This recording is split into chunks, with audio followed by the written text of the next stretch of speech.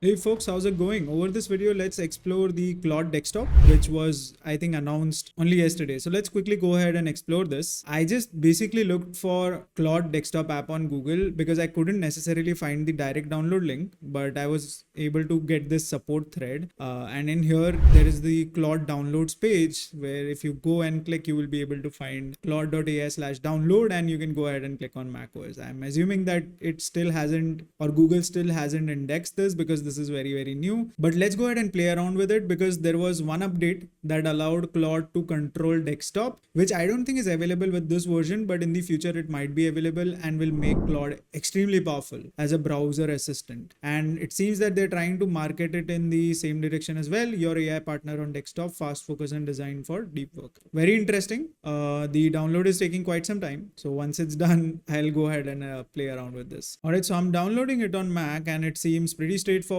It's like dragging any application or installing any application, but I think for even Windows, it's going to be very straightforward installation. Either way, the app is installed, you're going to do command space and then look for Claude.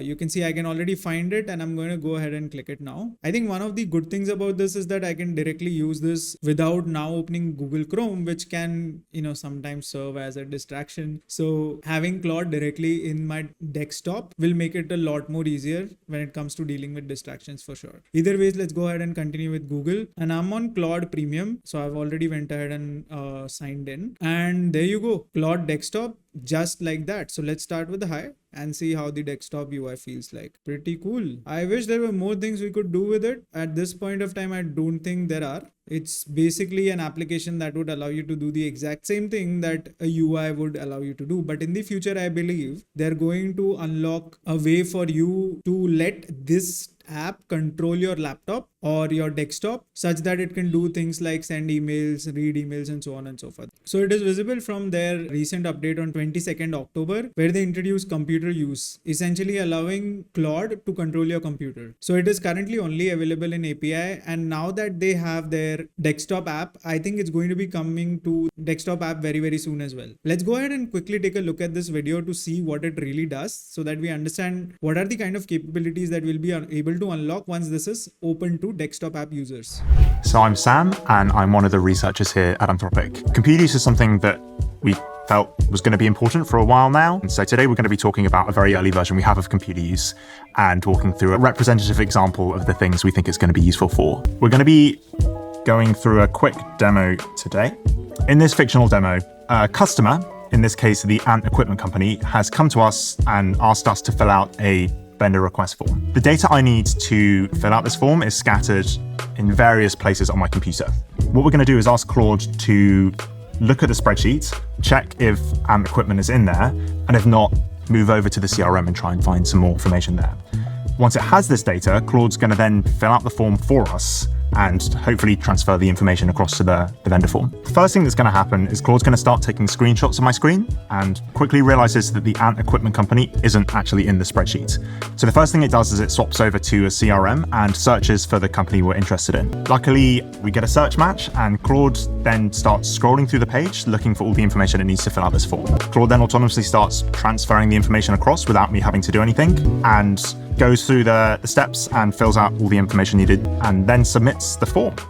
This example. So right now, one of the things that we didn't have computer use on our Claude, and you can see this is actually very interesting, is because with the browser, as you see right now, if you're logged in via Claude.ai like this, it will not be able to have any control over your desktop. It can't take screenshots and it can't holistically get a view of what you are doing in general. After they integrate computer use in this, what they can essentially do is look at all of these things and then make relevant clicks elsewhere. Almost like an AI agent that can, let's say, do testing for you, fill out manual data for you. Let's say if you have 300 rows of Excel and you're doing manual data filling, all of this can be automated with computer use, which will now be possible after the Claude desktop app. And you can see this is in beta right now, so this is not the perfect thing to use to begin with, but at least we now have the first version of Claude for desktop, which is something that I was looking forward to using for a very long time. And you can see this is your they are marketing it as an AI partner, so it does seem like a lot of automation is going to to be possible after this. In fact, I'm exploring if extensions like Ollie can be used on top of this in order to help you scale your social media faster with Ollie. Either way is very interesting update, and I'm going to keep an eye out for anything that Claude does. I think their next move is going to be around voice in one way or the other, primarily because they want to compete with OpenAI in that space, because OpenAI is actually pretty ahead when it comes to advanced voice. So let's see how that goes. But in the interim, it seems like they're doing their own thing as well in order to get more and more visibility about their, or maybe target like a different set of people. In my opinion, like for a very long time,